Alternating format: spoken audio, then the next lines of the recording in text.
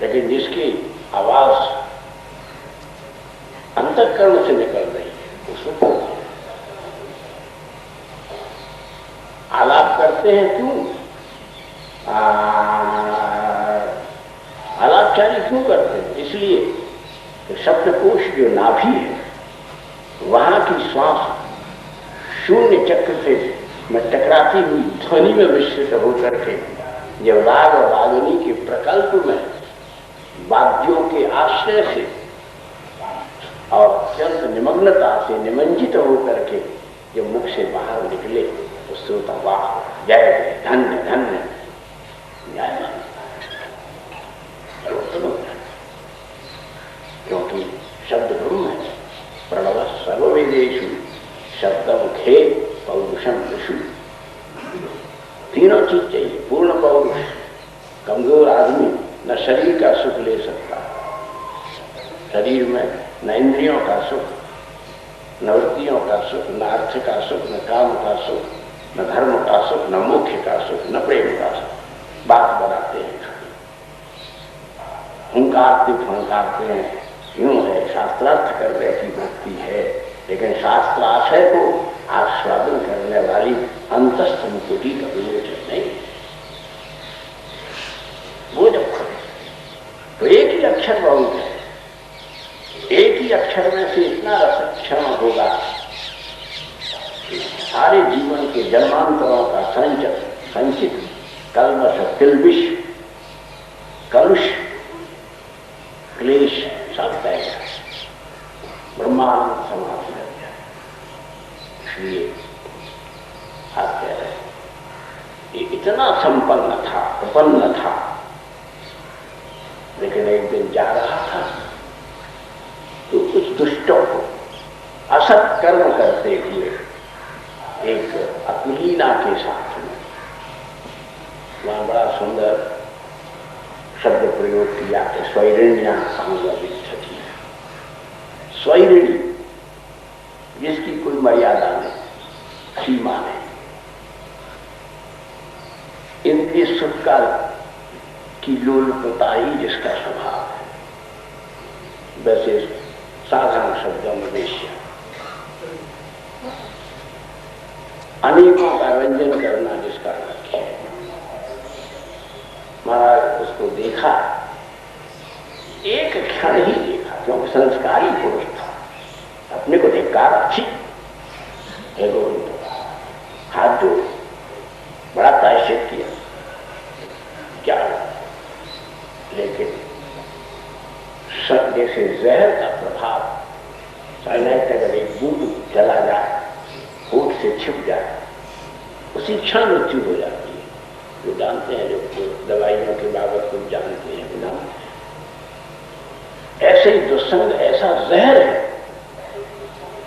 कि नजर में जरा भी आया कि बड़े से बड़े योगी तपस्वी विश्वामित्र, पराशर, प्रभृत, ये वही तो वर्णाश्रम है जिन्होंने पत्ते खा करके, उल्टे लटक करके, पंचाग्नि तप करके,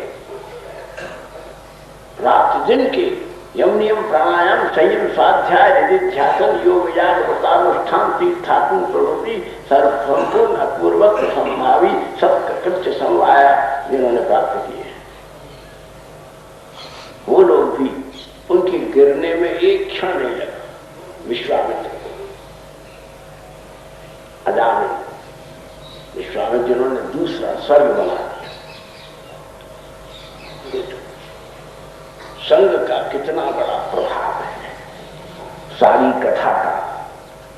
और गीता में एक ही शब्द में संगात् संजायते कामा, कामा क्रोधो भी जायते, क्रोधात् भवति संमोह, संमोहात् स्मृति विभ्रम, स्मृति भ्रंशात् बुद्धिनाश, और बुद्धिनाशात् नश्यति नहीं प्रणश्यति सर्वनाश। कोई भी चीज हमको आई, आनंद नहीं मिलेगा, अहंकार बढ़ जाएगा। हम जानते हैं, अभी मदन लाल जी ने बड़ी अच्छी बात की, एक डीलिट या पीएचडी कहे मैं पढ़ा हूं, तुम भैया तुम कितना पढ़े हो, बोले मैट्रिकुलेशन में भी 2 बार फेल हुए हैं, मैट्रिक में भी। परंतु विवेक कितना है? कोई भी दुनिया का ऐसा विद्वान कवि है जिसकी तुलना कबीर से की जा सके, जो कि लक्ष्य है, जिसके ऊपर हजारों पीएचडी हो चुकी है। तुम एक पीएचडी की बात कर रहे हो। हमने एमए में कबीर लिया था पहले, एक एमए हिंदी में भी दिया, हमने बदल दिया विषय। गुरुदेव रविंद्रनाथ ट्रांसलेशन करने के लिए बैठे और फिर उन्होंने छोड़ दिया। गुरुदेव से पूछा क्यों छोड़ दिया? बोले कबीर अपने साथियों का अर्थ अपने साथ ले गए। गुरुदेव से ये पढ़ना पढ़ाना कुछ नहीं। अभी बड़ी सुंदर बात कही, अंतःकरण के साथ में शून्य चक्र में जहां इच्छा शक्ति, क्रिया शक्ति और ज्ञान शक्ति विद्यमान होकर के शिव, ब्रह्मा और विष्णु के रूप में अवस्थित है, जिसके एक बिंदु में कैलाश है, एक में सत्यलोक है और एक में वैकुंठ है। अगर हम आपको पातंजलि योग दर्शन से इसकी बात, इसका कोर्स होता है, जो लोग कॉलेज में, यूनिवर्सिटी में पढ़ते हैं, तो वहां उसके लिए एक डिफरेंट सब्जेक्ट है। उसमें केमिस्ट्री, साइकोलॉजी और फिलोसफी तीनों के अध्ययन करने के बाद उसका एक अंश समझ में आता है। तुम्हारा क्या है, पढ़ाई लिखाई कितनी है, डिग्री कितनी है, क्वालिटी क्या है, क्वालिफिकेशन क्या है, मॉडिफिकेशन क्या है, अचीवमेंट क्या है, अंडरस्टैंडिंग क्या है, ये सब पीछे की बात है। बात ये देखो, अपने को विवेक की तराजू में तोल करके तो सब कुछ है, कि क्या तुम्हारे जीवन की रेगिस्तानी धरती पर किसी संत की कृपा की बदली बरसी है? किसी बहुत सी स्त्रियों को तुमने ललचा करके देखा है, बहुत सी स्त्रियों ने तुमको ललचा करके देखा है, जिसको देखा है उसके प्रति तुमने कामना की है, निष्काम होकर के न किसी की उपासना की है, निष्काम होकर के न किसी से प्रेरणा लेकर के उस प्रकार के गीतियों का आलेखन किया है जिनकी तरंगों ने मन के सुषुप्त अचेतन को जागृत करके चेतन से युक्त कर दिया है। बहुत गंभीर है। हम तो पढ़े हैं, जानते हैं, इसलिए नहीं कह रहे, लेकिन इतना तो सौभाग्य जरूर है जो आज की पीढ़ी के लोगों को नहीं है कि उस समय बड़े बड़े महात्मा, बड़े बड़े दिव्य तत्ववेत्ता, बड़े बड़े दिव्य अनुभवी, बड़े बड़े साधक संत इतने थे। इस वृंदावन में लोग नहीं दिखते थे। अब हमारा 80 वर्ष पूरा हुआ है, एक हिसाब से 81वां वर्ष हुआ है, 80 वर्ष पूरा हुआ है। लेकिन आज के 60 वर्ष 65 वर्ष पहले वृंदावन में ऐसे ज्योतियां निकल जाती थी, इधर से उधर रुक जाते थे, महाराज को महात्मा जा रहे हैं, इनको निकल जाने दीजिए, रुक जाओ। हम विक्टोरिया में गाड़ी में मथुरा पढ़ने जाते थे, तो गाड़ी रोक लेता था, रुक दादाजी बैठो, देखो कोई संत जा रहे हैं। ये हमने अपनी आंख से देखा। आज क्या स्थिति, ये सब होने पर भी मेजरमेंट इस बात का करो, इमेजिन ये करो, इमेज को इस दृष्टि से तोलो तो क्या तुम्हारे रूखे सूखे जीवन में कोई ऐसा संत नहीं आया जिसकी कृपा दृष्टि ने जंग खाए हुए तुम्हारे भीतर के लोहे के द्वार को झकझोर कर खोल दिया हो और उसके भीतर रुकी हुई आनंद की चेतन धारा कल्लोलनी होकर के तुम्हारे प्राणों का आनंदाभिषेक कर रही हो। ऐसा सिर्फ बाकी पढ़ना लिखना किसी को 4 रुपया, 400 रुपया, 4000 रुपया कम मिल गए, किसी को ज्यादा मिल गया, ये कसौटी नहीं है।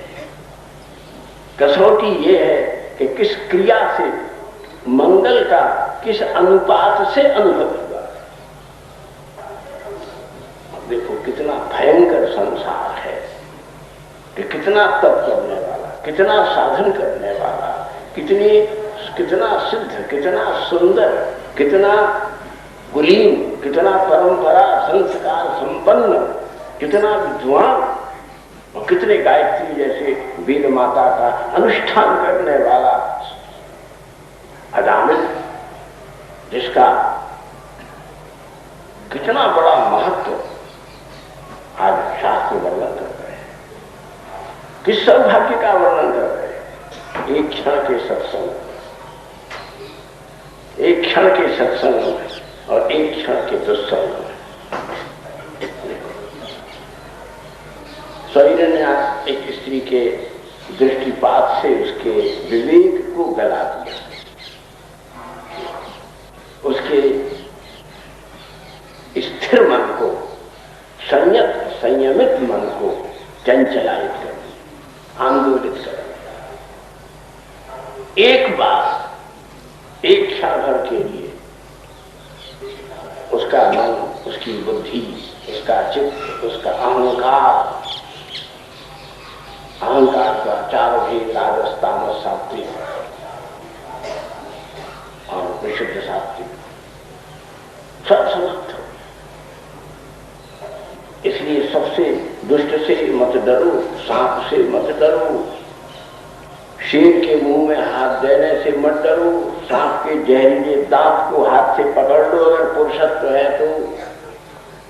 अगर डरना है तो इस बात से डरो कि मरने के पहले कोई बुरा संग ऐसा न मिल जाए कि जीवन भर की साधना जल करके खाक हो जाए, जीवन भर की शांति नष्ट हो जाए। देखें, सबरी पंडिताई धरी रह जाएगी। हम बार श्लोकों का बोलते हैं, लेकिन ऐसा दुख होता है, अपनी भी क्या स्थिति हो गोविंद जाने, लेकिन भय लगता है कि आज तोता की तरह बोलते हैं, ऐसी भी स्थिति आ सकती है कि पानी न मांगा जाए, सब धरा रह जाएगा। हाँ, तो संग से सावधान रहो। सारी कथा का सार ये है। सत्संग इसलिए है, सत्संग भी पूरा लक्ष्य नहीं है।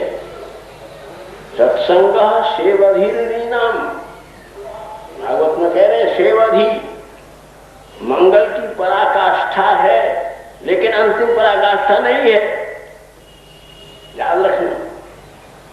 बोले अंतिम काष्ठा क्या है, अंतिम सीमा क्या है? बोले अंतिम सीमा है निस्संग हो जाना।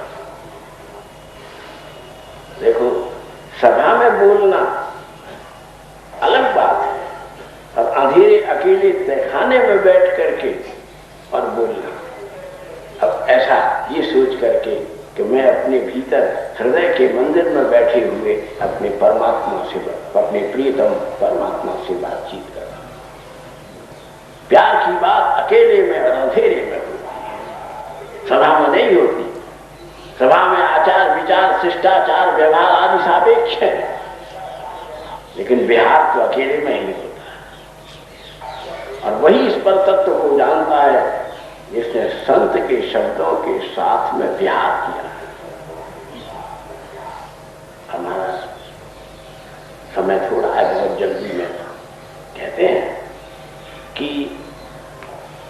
दुस्संग मिल जाने से बड़ा एक बुरा ऐसा संग मिल जाए कि सारी जीवन की किए कराए को मिट्टी कर दे। रोज होता है, रोज आप देख रहे हैं, अरे ये तो बड़े अच्छे, बड़े साधु थे, बड़े सात्विक थे, बड़े सरल थे, क्या हो गया इनकी बुद्धि? लेकिन बुद्धि का परिमाण क्या है कि एक की बुद्धि बिगड़ती है और एक अपने बिगड़ने का नाटक इसलिए करता है कि उसको दया आ गई है उस बिगड़ी हुई बुद्धि को सुधारने का। किसी की बिगड़ी हुई बुद्धि का उसको सुधारना, किसी को उसी की बुराई से भरी हुई बुद्धि से उसका उद्धार करना, उसका निस्तार करना, उस डूबते हुए को उबालना, और अपने ही साधन की नौका पर बैठा करके उसे पार करता। बात को सुनो, जो ये करता है वो संत है, जो वो करता है वो बेचारा साधारण ये कॉमन मैन, उसकी कोई महत्वपूर्णता नहीं है, महत्ता नहीं है। तो अदा ने उस एक क्षण के विष ने उसके सारे जीवन के अमृत को जहरीला कर दिया। उसने माता को छोड़ दिया, पिता को छोड़ दिया, अपने गुरु को छोड़ दिया। एक दिन उसका साधन भी छूट गया। 24 घंटे होठों से नाम निकलता था, अब माथा खुजाता है, नाम की याद नहीं आती। ये दशा होती है। बहुत लोग यही शिकायत करते हैं कि महाराज हमारा बहुत भजन चलता था, अब नहीं चलता। जैसे एक किरण आती है बिना भीतर बाहर उर्मी आती है, लहर आती है, लेकिन कोई बहुत बड़ा मोटा पत्थर अड़ जाए तो फिर तरंग इधर नहीं आती, उधर ही रुक जाती है। कोई बहुत बड़ा ऊपर छप्पर लग जाए तो किरण भीतर नहीं आती।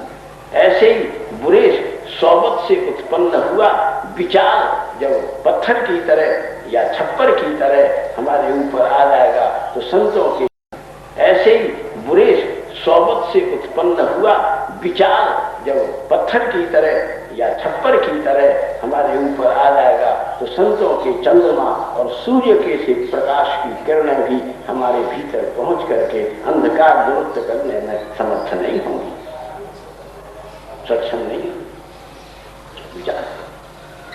इसलिए भागवत तो हम सरीसा साधारण व्यक्ति, बिना पढ़ा लिखा व्यक्ति सर्वपक्षी, लेकिन सारा जीवन भी हम कहें तो भी पूरी नहीं हो सकती। 7 दिन की तो बात छोड़ दो, ये तो एक प्रतिबंध लगाया गया है, तुम इसी बात को पुण्य के लोगों में सुनने का सौभाग्य प्राप्त करो। कामनाओं के मकड़ी के जाले से छुटकारा पाकर के गोविंद चरणारविंद की उत्सुकता तुम में जागृत हो, उत्साह तुम में जागृत हो, इस कृपा को प्राप्त करने के लिए ही ये सत्संग की अवतारणा है, व्यंजना है। बाकी तो जो है वो सब व्यवहार है। तो अलामे का सब छूट गया और वो स्वैरणी के पीछे पड़ गया। कहां ब्रह्म तत्व को प्राप्त करने जा रहा था, कहां मोक्ष की बात कर रहा, मुमुक्षु होने जा रहा था, मुमुक्षु होकर के क्या करते, बुद्धि बिगड़ती गई, दुराचार नहीं हो गई, घर के सब पुरुष बिगड़ जाए, उतनी क्षति नहीं होगी। घर की एक कुल वधू बिगड़ जाए, तीनों कुल नष्ट हो जाए। इसलिए बेटियों पर, माताओं पर अधिक प्रतिबंध रखा गया, क्योंकि उनके पेट में राष्ट्र की निधि कई आने की संभावना है। उसका मातृत्व तो कृतार्थ हो जाएगा यदि वो अपने राष्ट्र को एक उत्तम राष्ट्रीय पुरुष प्रदान करने में अपने जीवन में सफल हो गई। माता का स्थान ईश्वर से भी बड़ा है, इसलिए मातृ देवो भव कह करके वेद में वंदना हुई। लेकिन दुष्टता महाराज रात दिन ये उस केवल इंद्रियातीत होने की साधना कर रहा था तो इंद्रिय लोलुपता प्राप्त कर रहा था।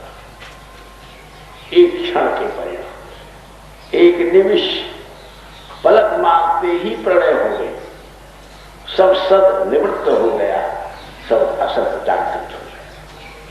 यही संसार की शास्त्र इसीलिए सुनते हैं, संत समाधि इसीलिए करते हैं कि सत की असत की निवृत्ति हो। भागवत में पहले सत भगवान नारायण के मुख से यही निकला चतुश्लोकी, तो इसलिए हम बात पूरी कर लेते हैं क्योंकि कथा मोताबिक है। उसका सब वो काम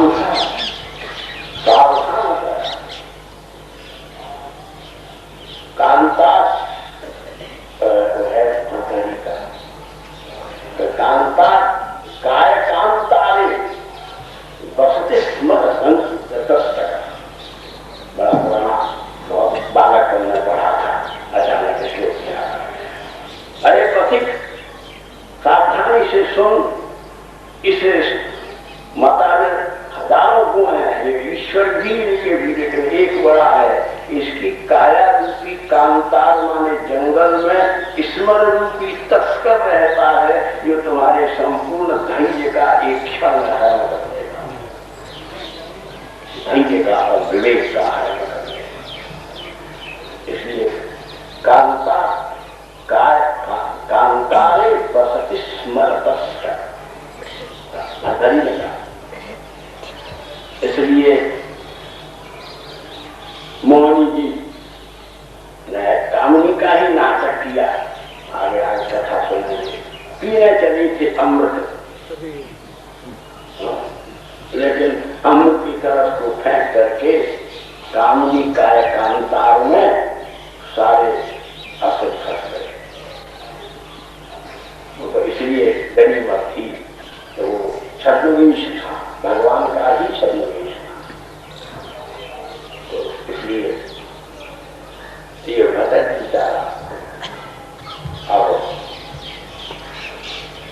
लेकिन कब तक है? एक दिन जवानी का अभिमान सबसे बड़ा अभिमान है, यौवन का मन अगर वैसा हो जाए जैसे विवेकी ज्ञान संपन्न वृद्ध का मन हो, तो एक सिद्धि नहीं है क्या? और वृद्ध का मन यदि यौवन के मन की तरह से लुटायित होता रहेगा तो क्या दुर्दशा होगी, इसकी कल्पना है क्या? क्या दुर्गति होगी, क्या दुर्दशा होगी? स्त्री के पास रह करके तुम बाल ब्रह्मचारी बने रहो, ये कितनी बड़ी बात है। बिना स्त्री के सपनों और कल्पनाओं में उसकी कल्पना करते हुए तुम दिन में 100 बार पतन प्राप्त करो, तो दुर्दशा की क्या सीमा है? रानी का व्याख्यान अगर 11 दिन पर्यंत कहा जाए, कहना चाहिए सूर्योदय से लेकर के सूर्यास्त पर्यंत। ऐसे नहीं 1 घंटा 8 घंटा घड़ी लगा करके, हमको तो बार बार दृष्टि घड़ी पर रखनी पड़ती है। अभी कुछ कहा भी नहीं है, समय तो पूरा हो गया, घंटा हो गया। लेकिन खैर बहुत संक्षेप में कह रहे हैं, क्योंकि सार संग से बचो। सारे रंग, सारी उमंग, सारी तरंग, सारे प्रसंग, सारे अंग अनंग संघात से गलित हो जाएंगे यदि कहीं भी चूक गए तो। इसलिए देखो, अजामिल बूढ़ा हो गया, पैसा बहुत था इसके पास, बड़ा अमीर था, यदि काम प्राप्त था ऐसे पूर्ण, अर्थ प्राप्त था, धर्म भी प्राप्त था, मोक्ष प्राप्त करने जा रहा था, तो बीच में अड़ंग आ गया। क्या अड़ंग आ गया? स्वैरिणी का अपांग बीच में आ गया।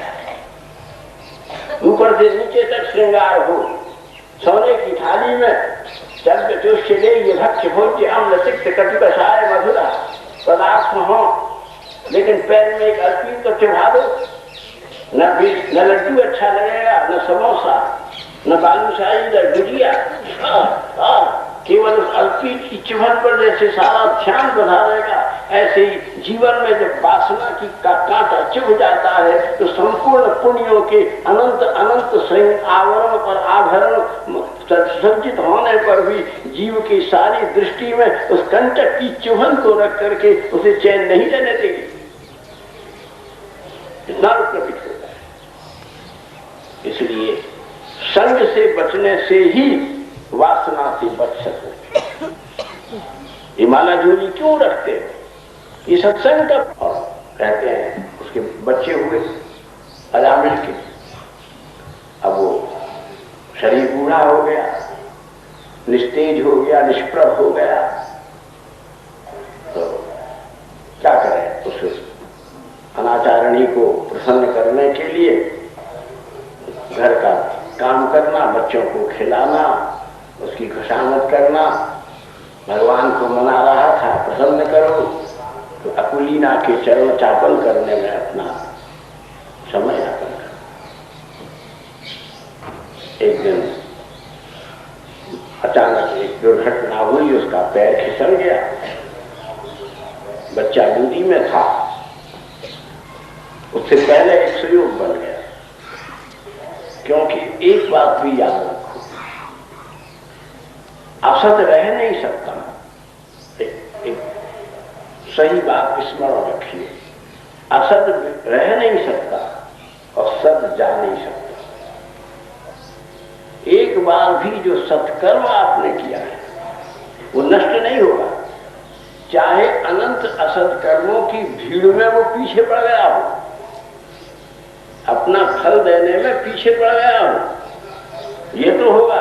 लेकिन जब भी वो बादल छटेंगे, जब भी वो अंधेरा छटेगा, जब भी कोई महत्पुरुष की मंगल मणि दीपित दृष्टि तुम पर निपतित होगी, कर्मों का समवाय निवृत्त हो जाएगा और सुकर्म के द्वारा सुयोग संपन्न हो जाएगा। एक दिन एक महात्मा द्वार पर आ गए, भिक्षाम देही। याद उतर करके आया, बूढ़ा हो गया था, जरा दीर्ण कलेवर था। ये आया उतर करके, महात्मा क्या आज्ञा है? बोले भाई कुछ दो। तो बोले महाराज अंग देने की स्थिति में तो मैं नहीं हूं। बोले क्यों? बोले मेरे पुत्र हुआ है। तो महात्मा जोर से हंस गए, बोले मूर्ख, इसका सूतक थोड़ी लगेगा। परिणीता का प्रसव जो है उसी के विषय में मर्यादा है। अपरिणीता और आचारणिक संतति प्रसव से सूतक थोड़ी लगता है। कह रहा है तुझे सूतक नहीं लगा है, तो क्या लगा है? तो ग्रहण लग गया। तेरे पूर्णिमा के चंद्रमा को तेरे दुस्संग के कर्म का राहु निकल गया है। केवल भागवत इस कान से सुन के वाह करके नहीं, चिंतन मनन कर। राहु जो दुस्संग में पड़ता है वो राहु से ग्रसित हुआ, लेकिन चंद्रमा निकल आता है। वो क्योंकि भगवान ने सहूलियत कर दी है कि एक का सिर नहीं है, खाली शरीर है, और एक का खाली सिर है, शरीर नहीं है। इसलिए चंद्रमा निकल आता है, पचा जाता। राहु केतु एक होते अमृत मंथन के समय की तरह की स्थिति होती तो उसे निकल जाता। संसार का राहु पूरा है, जो संग रूपी राहु पूरा है, इसका सिर भी है, इसका पेट भी है। ये जब निकल जाएगा तो तुम पच जाओगे। चंद्रमा तो निकल जाएगा, तुम नहीं निकल तुम्हारा उस समय।